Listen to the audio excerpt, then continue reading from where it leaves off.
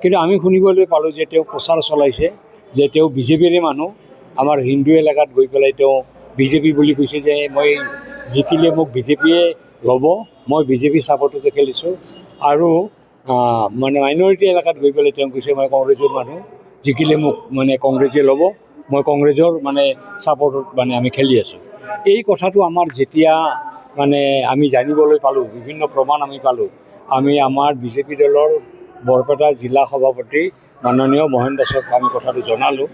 আৰু কথাটো জনোৱাৰ পিছত তেখেতে এটা ইনিচিয়েটিভ ল'লে যে আপোনালোকে এটাতো হাউলীত নিশ্চয় কাৰ্যালয় ল'ব, বোলে কাৰ্যালয় ল'ম।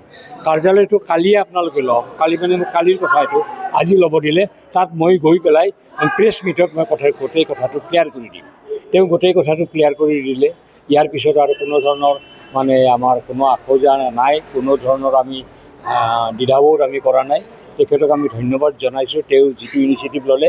আৰু লাষ্টত যোৱাৰ সময়ত তেওঁ যিখন মানে কি কয় এইটো অব্যাহতি পত্ৰ দলৰ পৰা তেওঁক দল বাদ দিবৰ কাৰণে যিখন পত্ৰ আমাক যাৱাৰ সময়ত দেখুৱাই দি গ'ল।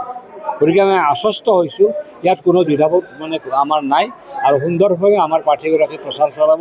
তেওঁ সেই প্ৰচাৰ চলালেও ৰাইজেও নিশ্চয় মানি নল'ব, কাৰণ আপোনালোকৰ মাধ্যমেৰে নিশ্চয় এই বাতৰি পৰিৱেশন হ'ব।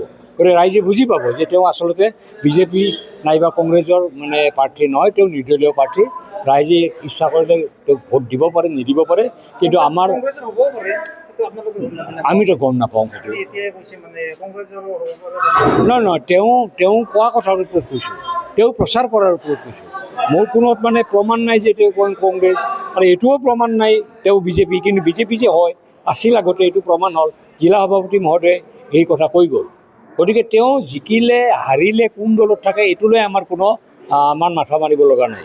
আমাৰ প্ৰাৰ্থী জিকিব লাগে, আৰু আমি নিশ্চিত আমাৰ প্ৰাৰ্থীগৰাকী জিকিব। তেওঁৰ এই যিটো মানে কৌশল তেওঁ লৈছিলে, এই কৌশলত তেওঁ জিকিব নোৱাৰে।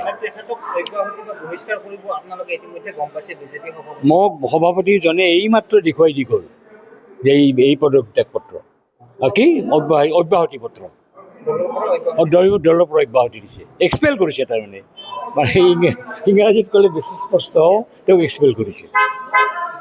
ঠিক আছে।